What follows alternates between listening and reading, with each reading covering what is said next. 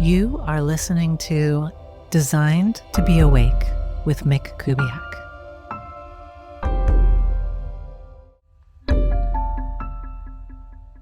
Okay, welcome to part 3 of the 3-part series on ways of being, where I'm going through the signs from Aries to Pisces and wanting you guys to really think about them not as a person that you know or a person that you are, but more as a way of being that your soul chose or was forced into, depending how you look at it. If you want to know more about that, go start with episode 1 because I do talk about that. But yeah, whatever the case, this is where your sun sign is, right? But there's so much more to your chart than that. You may or may not feel connected to the sign as I'm describing it. And I'm describing it in the context. Again, this is just a reminder of where we left off.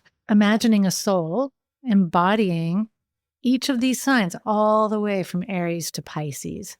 And the purpose of this really is to give ourselves access to understanding ourselves and one another from a place of like, oh, I'm meant to do this, be this, feel this. And this other person is meant to do, feel, be that other thing. And if we support each other in being who we really are in this context, everything goes better. And the second point that I really want to make is that we all have access to all the signs. And so don't deprive yourself of access to a sign that sounds really lovely to you. It could be a wonderful balancing point to your chart, to your existence, to embody something that you admire in another sign, to play with it, to engage more with people who have that energy. And again, you could have someone showing up with a ton of like Aries or Leo energy, and it's not their sun sign.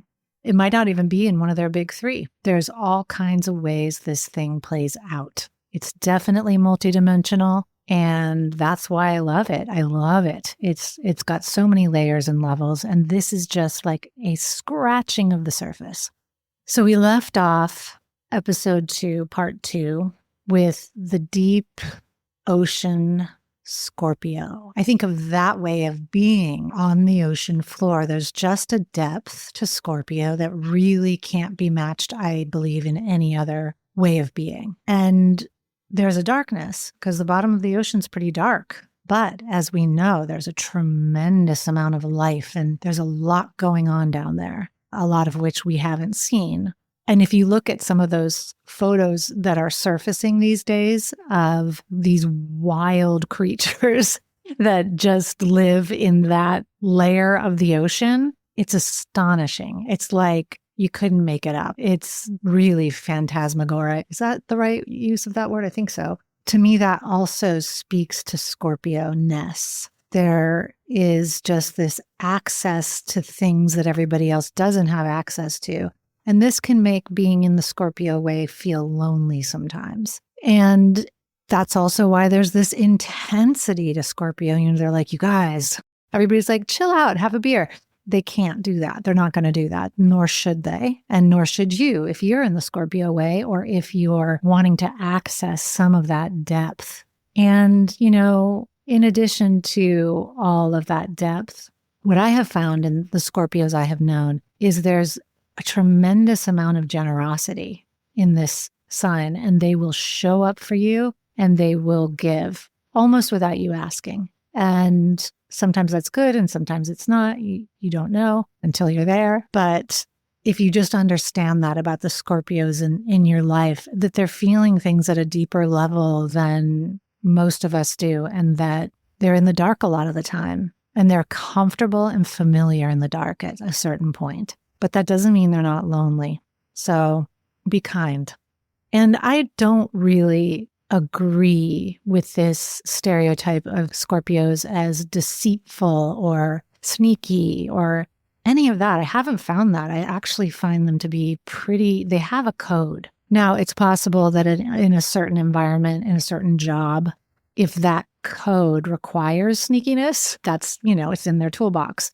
Again, that's not been my experience. And just to say one thing that might make the Scorpio way feel better, which is just the sexiness of the sign. And it's so sexy because of this deep, dark depth. And we're just drawn to it, like we can't help ourselves. It's very alluring and seductive and appealing. What happens with a lot of people is then they get in over their heads. We're not all meant to be down there on the ocean in this lifetime. You will be, or you have been. Have respect, be honoring. And that's what I'll say about Scorpio. And now we have ourselves arriving at the connecting door between Scorpio and Sagittarius. And there's a palpable feeling of like relief in some ways. And I think that image of Scorpio as the phoenix that rises from above, it's supposed to rise from the ashes. But in the case of Scorpio, it rises from the depths of the ocean and is like, get me out of here. Kind of, right? Like I got myself out of here. That's the better way to put it. I got myself out of here. I transformed. I drew energy up from the deep darkness of the ocean, and I became something that could survive outside of that. And what that thing is Sagittarius, the mutable fire sign, often associated with adventure and also education. There's something just very playful and excited about life. They like to travel, and they like to travel in their minds, and they like to travel to learn. And they also are associated with higher education. They want to know things. They have some of that Gemini curiosity. That's their opposite sign, but it's applied less to the immediate surroundings and human beings and more to the big bad world out there, the world. They want to go places. They want to eat the food. They want to meet the people. They want to drink with the people. They want to deeply immerse themselves in other cultures. This is how they learn. So let's imagine, right? We go through this period of deep transformation and we emerge into the world and we're like, let's party, right? Let's have some fun and let's not get too heavy about things and let's just play. And again, this different type of play from the Leo type of play in that it is more about other people and the world. And there's just this desire to experience all of it. Now, similar to Aries where they've got that pull to go forward, also a fire sign, Sagittarians can take some heat for being insensitive and they're going to relentlessly move in the direction that they want to go. And you can see how important that is on the heels of Scorpio, for example, or on the heels of the whole chart. And this is what we have to trust, is that every embodiment along the way is needed, is beautiful, is equal to all the others in what it has to offer. It's offering something different. And so we have to understand if we're going to love a Sagittarius, they're going to speak off the top. They're known for foot in the mouth disease. They're going to say things because they're just talking. They're not editing. I'm not saying they can't or won't eventually, but that's sort of a thing, right? Just out in the world, on fire, wanting to experience life and everything it has to offer, the full banquet. They have a reputation for being very judgmental. And I have seen that. I have seen that in the Saggies, I know. But I also see much more the ones that I've met and know, they're questioning and they're curious. And they just want to eat it all, eat everything at the banquet, try everything. And then they want to go somewhere else and see how it is over there. And this whole time they're absorbing and learning and sharing and out in the world, living large. That is my sense of the Sagittarian way. And after all of that, we go to the connecting door between Sagittarius and Capricorn. Very different vibe, but taking all of that experience and education and love of learning, we move into a phase of life that is more about establishment, right? Creating and establishing things like banks and buildings and museums and being like, what can I build? The Capricorn is the builder. So It's a phase of life or a way of being where you're building things. You're definitely pulled back a little bit from the vibrant intimacy of life and other human beings, but there's a good reason for this. You're trying to get the bird's eye view and figure out, what can I give? What can I contribute here? And how much money do I need to do it? So Capricorns are known as the money makers. They're savers. They wait to spend on something that has long-term impact and that generally serves people more than themselves, like their family, and not just the first generation, like 10 generations out they're trying to save for. That's why they're wealth builders and they create legacies. And this is how they see everything. The Capricorn way does not dilly-dally with people that aren't going to have a lasting position in their lives. They don't tend to dilly-dally with interests that aren't lasting and don't lead to where they are going. I love this way of being because it took me a long time to get where I could even understand it. My dad was a Capricorn and we famously did not get along. There were other issues there, but I was all the right side of the brain and he was all the left side of the brain. Nothing I did made sense to him. He had no respect or love for intuition, spontaneousness, creativity. He had a little passing interest in some of those things. You could see that at moments, but most of the time he was like, everything you're doing is stupid. And I didn't really understand that until I came to my own Capricorn phase of life, way of being. And I learned more about Capricorns and was like, damn, this is valuable. This is a valuable way of looking at the world. And it's very caring, and it gets misinterpreted all the time as not being caring. It's very caring. It's opposite Cancer. And so there's that link of nurturing in both. They just nurture very differently. Cancer's going to want to hold you close and feed you. Capricorn is going to want to train you how to survive in the world, and it's going to want to give you the resources you need to build things. So they're great investors. They're great, if you're looking for a business loan, as long as they're like, that makes sense to me long term. I genuinely believe that's going to work out for you. It's going to work out. It aligns with my values, your values. Let's do this. So yeah, you can hopefully feel into how that way of being in the world is wonderful and beautiful and very sobering. I kind of like that too about Capricorn. I've done all the wild things in life. I've sown my oats. I've been into the depth of the ocean in Scorpio. I've traveled the world and ate everything and danced with all the different types of people. Enough of that. What am I going to do? What action am I going to take? What am I going to build? Capricorn. And yeah, there's just a focus to it that starts to feel really, like I said, sobering. I've come to like the word sober. Sober, not being pulled into this and pulled over to that, and letting your emotions rule your decisions and your life. You're just not tossed about anymore. And not only are you not tossed about, you're creating for the world objects, structures, systems. Capricorn. And then this will be the hardest one for me to talk about, interestingly. We move, because one of my very best friends is an Aquarius, Angela.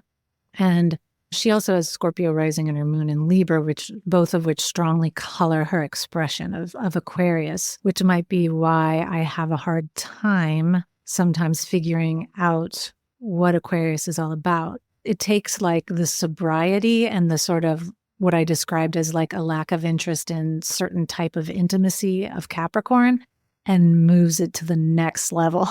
In an air sign, one of the characterizations of Aquarius is that they love humanity and cannot stand people. My dear friend is one of the most charming people you meet, and she could talk to anybody and lights up a room and all that. But I also know this part of her. I do. That's dispassionate and has strong ideals and a strong idea about what should be happening. And so again, this is the air realm, right? It's about ideas. It's about thinking. It's about humanity. It's big picture. And coming from Capricorn and being this tangible builder of forms, Aquarius kind of wants to do that same thing, but it's much more about ideologies, beliefs, belief systems. What does humanity need? And how can I make it happen?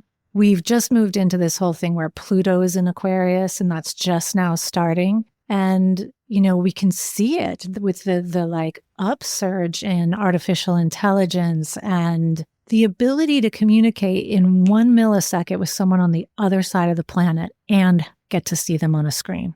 Holy moly, right? That's been coming for a long time, but it's in full display right now, just how connected we are, because that's the way air is. It doesn't have any limits to where it can go. It goes everywhere.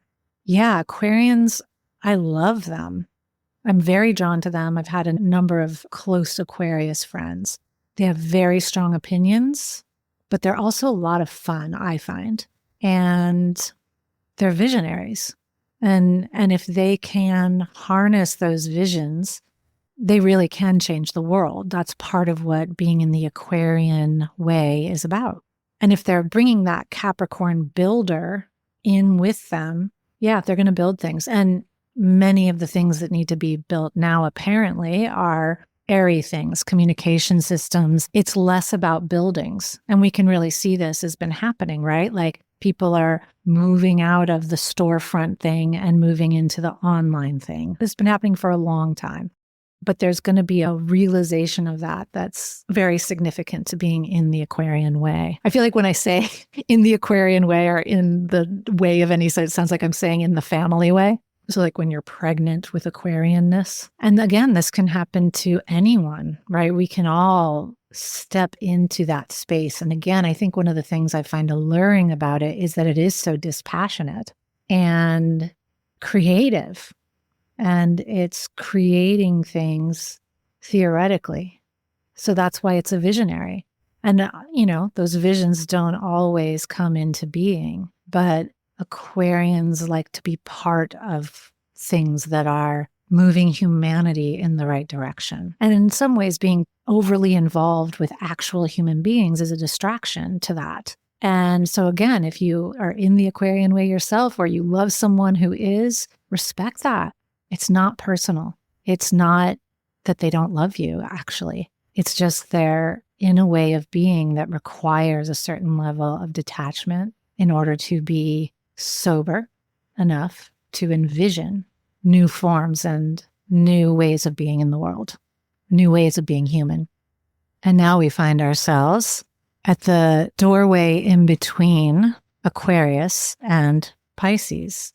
Why do we want to go from the Aquarian way into the Piscean way? Well, first of all, we've gone through 11 signs, and there's a controllingness, I'll say, from Scorpio, Capricorn, Aquarius. They all are bringing wisdom out, and they want to control things in one way or another, very different ways.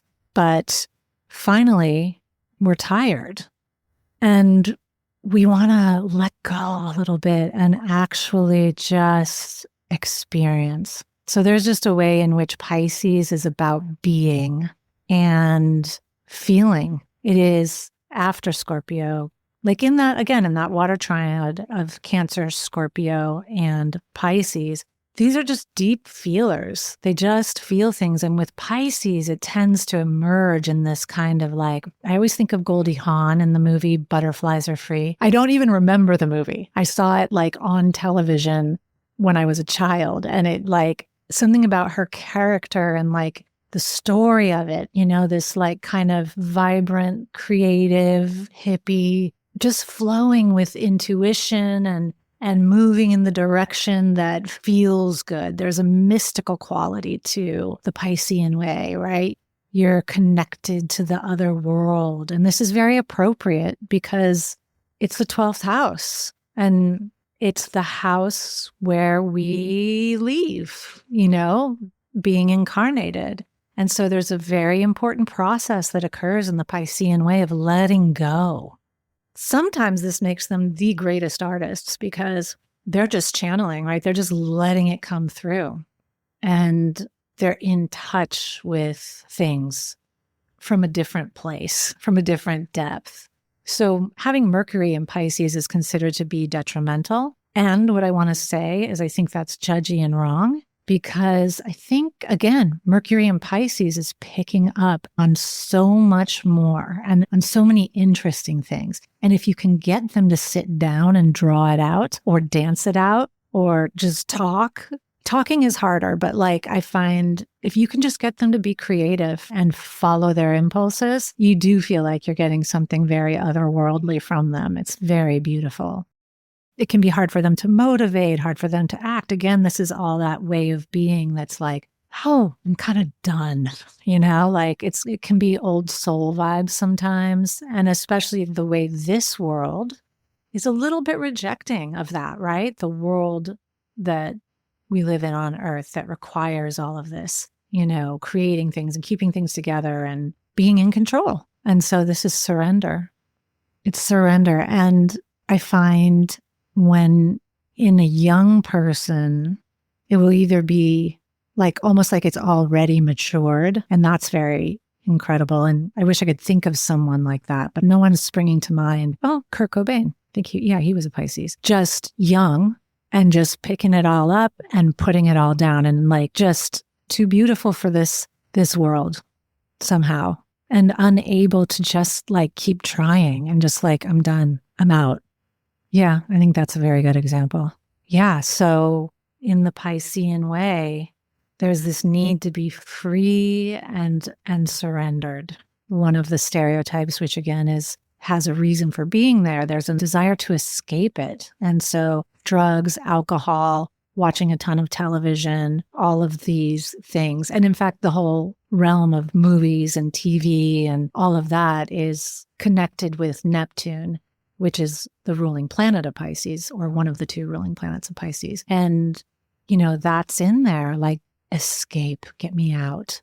So Pisces can rule over, like the Piscean way takes us into escapism. But again, a lot of that turns into great art.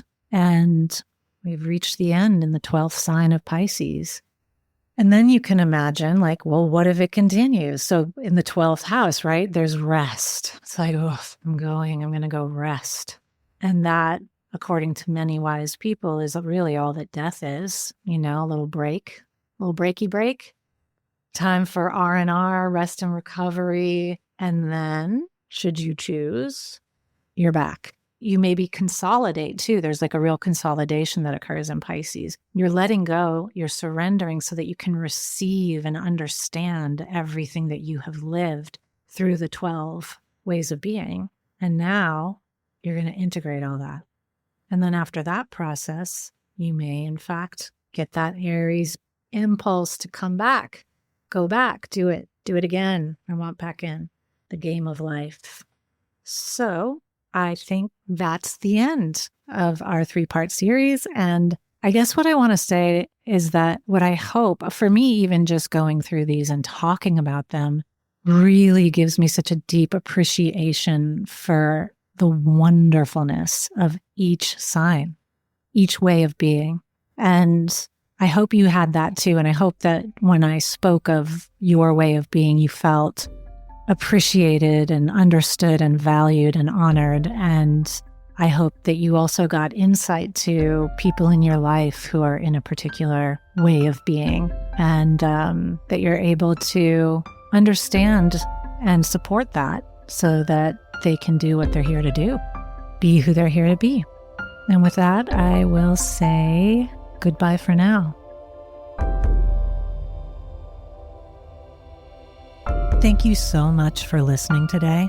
This episode and every episode would be impossible without the brilliant Chase Coughlin, the organizational genius of Maya Young, and of course, all of you. Please hit subscribe, follow, leave me a review, sign up to be notified of all the things. Email at nickkubiak.com. Just put your name in that little box, hit that little button, and you'll get all the info. Thank you so much, and I will look forward to connecting with you next week on Designed to Be Awake.